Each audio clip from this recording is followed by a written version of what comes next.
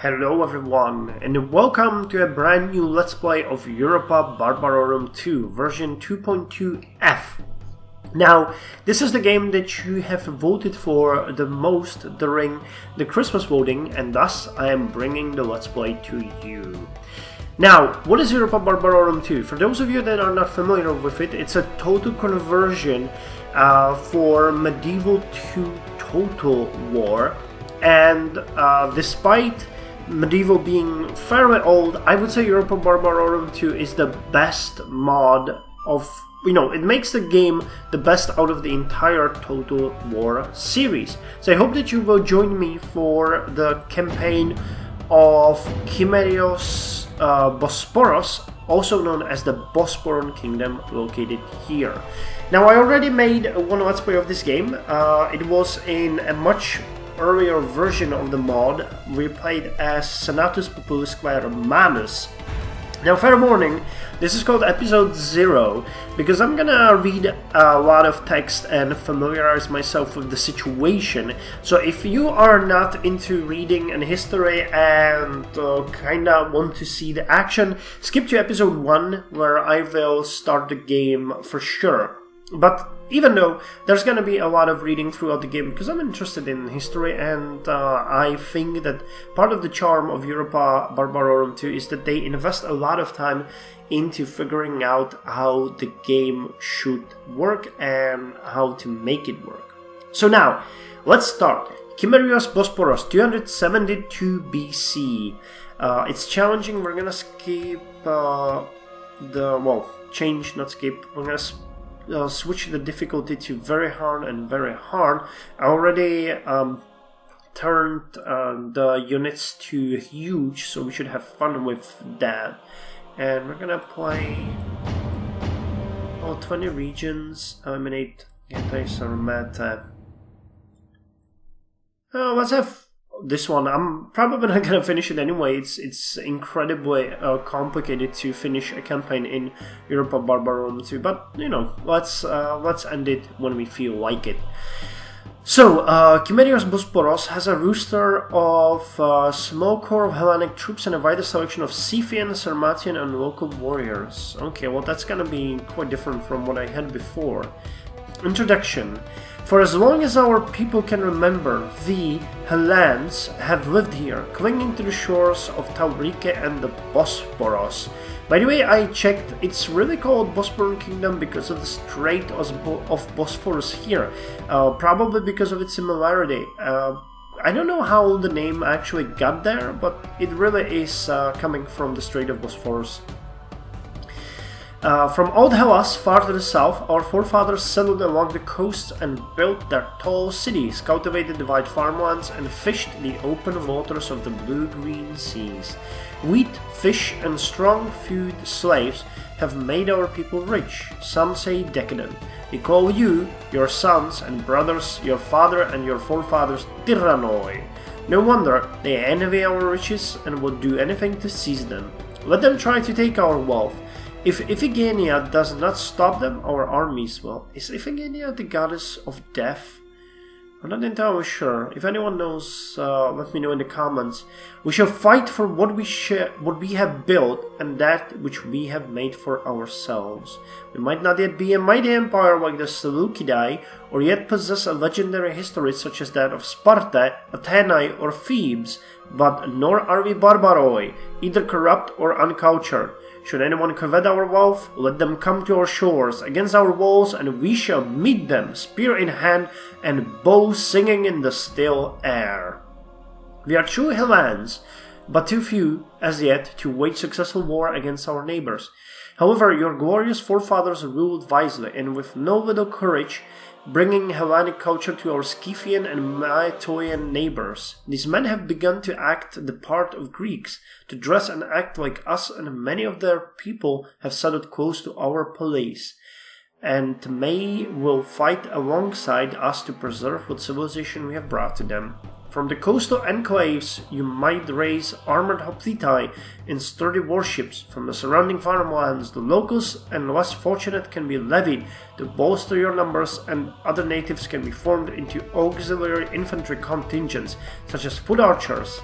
From the Scythians, both within our borders and those to the north, you can raise impressive numbers of cavalry, both horse archers and heavy cavalry. You might also use the wealth of our people's labor to hire mercenaries from distant lands, like Thracioi, fierce warriors, both infantry and cavalry. Here we stand, at the edge of the world, surrounded by barbarians, intent on pillaging our lands. To the north, the Scythi, sometimes rivals and occasionally friends. Some are subject to your command, others are less tractable. Once, they were the sole masters of the endless steppes, north of the Pontus Euxenios. No longer, the Sauramatai, still more fierce, have forced the Scythii from their former lands towards coast and our cities. If you are to expand north, you must subjugate or find common cause with them first. A cornered man is a dangerous opponent and a more suspicious ally. And beyond this lie the dangerous Sauramatai. Beyond the Pontus Euxine to the south is Asia Minor and numerous Hellenic police. Some friendly, but other hostile. You might wish to bring these under your rule, but doing so will put you at odds with the Seleucidae, or the more local dynasts with their own agendas, the Pontic Basileus or Attalid Pergamon. Wherever you should expand your rule, you must take care to keep the sea routes open. The sea brings wealth and pays for soldiers. Soldiers defend your kingdom and expand it. So this is a pretty good start to know what's going on here. We're located here, and as they mentioned, Pontus is across the sea. Yeah, exactly, across the sea. So we should strike a deal with them for trade. That's gonna be good. They mentioned that where are they? Pergamon, yeah, that's the other kingdom in Asia Minor. Carthage is fine. Seleucidae are far from us, actually, quite far. Bactria, Hayastan, Pontus, Bahlava, Adi. Oh no, Lusitan is far. Svabus. Getai? Oh, Getai is next to us. Okay, so we'll reach them soon. Sakaraka. Sauramata. Oh, Sauramata is gonna be our main opponent, as I see. Okay. And anyone else? Not really. The rest is quite far. So yeah, we're gonna play this little kingdom here, and hopefully we're gonna manage to survive, because that's gonna be the hardest thing. I think we're start as a one province minor, so I'm gonna leave no battle time limit off, because there are situations where you need the battle time limit. We're not gonna manage all the cities, we're gonna only manage cities where we have someone, and we're gonna show CPU moves. So let's start.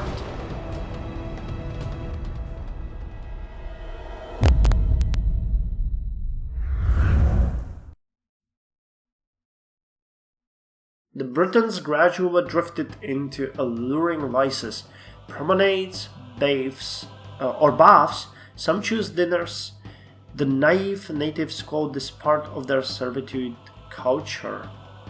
Huh. Tacitus Agricola. So here we are in the game. Select a potential successor. By following these instructions below, you may select a character who will have an excellent chance to become the next faction heir when the current heir or leader dies. After accepting, left click. Okay. So this is our family tree. What's the situation like? Our forefather Seleucus has died, and so did Elmelos, his son. But we have Archon Laukon with his wife Maya. He has a son Diodoros, who married Alcatoi, and a daughter Callisto, so we might still get another leader married to her. And Diodoros has 2 sons and a daughter. Odemocharis is gonna be of age soon, that's good. Xantippus is 10 and Ballistiche is 8. We also have a son of Elmelos and Athenais. Archon Kai. Oh, he's the Basileus. Pyrisades. Okay, he's 43. And Temoto, his wife. He's 28. He has 2 sons as well, Spartacus and Satyros, and a daughter Kulia. So he's the Basileus, and this guy is the Bosporan heir. So let's put it at Diodoros. He's gonna be the next in line. Now, as mentioned, we have only one city, Pantikapion. This is actually the realistic outreach of the Bosporan Kingdom. They and for some time only, hardly reached to these areas. So we're gonna immediately start with their realistic reach or outreach. People in flight, new guys. Their towns and villages seized, their fields no longer their own. These people have taken up their food and arms and set forth into the unknown, seeking a new homeland. We ought to pray to the gods that they do not covet our own. Interesting. So we have 1 city and 2 units. So let's start with the city. We're gonna check how it is. So Pantikapion, we have, it's the Bosporion Tyranneis province. Lowers public order due to law. Geography. A lot of info here. History. The Bosporion Tyranneis originally arose out of a coalition of Hellenic colonies clustered at the mouth of the Maetian Lake, Sea of Azo. So they thought this was a lake, Sea of Azo. Pantikapion, modern Kerch. Later the seat of the Bosporan rulers was founded by the Milesians after driving out the Scythians who had originally inhabited the area in the late 6th century. Across the straits, Harmonassa was built. Harmonassa? Is it this? This is a settlement, right? Yeah, probably this is the Harmonassa. Was built by the Mytileans in the same period, while Fangoria was founded by the Tians in approximately 550. I don't think we can see that. Is it this? Relations with the neighboring Scythians has not seemed to have been overly unstable, but by 500 BCE these initial colonies seem to have merged their sovereignty against outside threats, with the possible inclusion of the nearby Sindhi, whose small islands in the delta of Hippanis, Kuban, were extremely fertile. Okay. Now the city has wooden walls. Okay. It is a Hellenistic polis, which gives us a lot of possibilities for training. This level represents the existence of a polis inhabited by people of Greek and Macedonian origin in the region, which has reached a point where it could be considered the capital of the region. Its influence means that it has become the hub through which most of the trade passes in this province, thus producing a noticeable surplus in trade income. Really? Free upkeep units, huh? Its importance now has made it an indelible mark on this province, and its citizens are welcomed and steady source of well-equipped soldiers fighting in the traditional manner, albeit less willingly if their overlords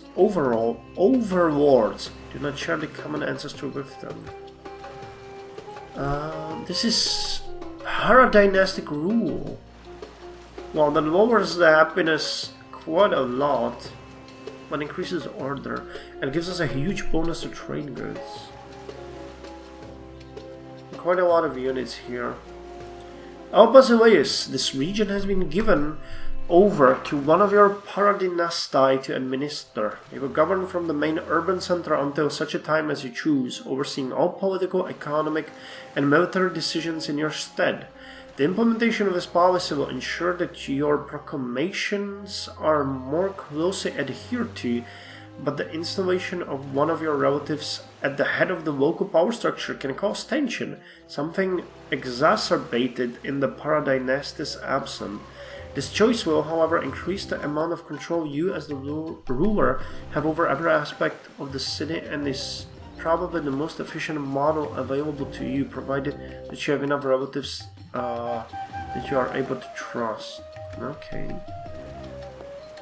We have a small-scale farming going on here. It gives us a bit of population growth and production income.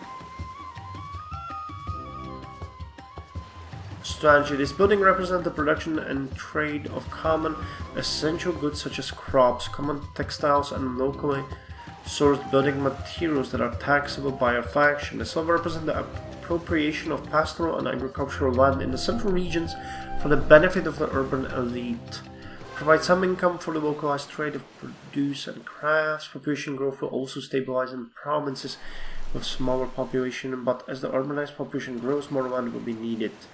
Okay, so this is the very basic level we have. Wow, a large port town. 2 trade fleets. Oh yeah, I can see the trade going on. What are we trading with? It ends here, so maybe with someone here. And the other one goes where?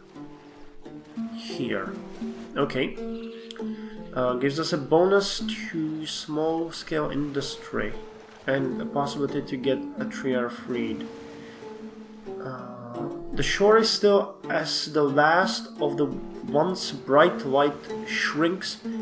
Well, the shore is still as the last of the once bright light shrinks behind the thickening clouds. The glowering heavens cast deep shadows across the menacing sea, while beyond the brooding headland a lonely trader struggles, beating against the receding tides and fighting against the lingering calm. The laden ship strains for the safety of the harbor.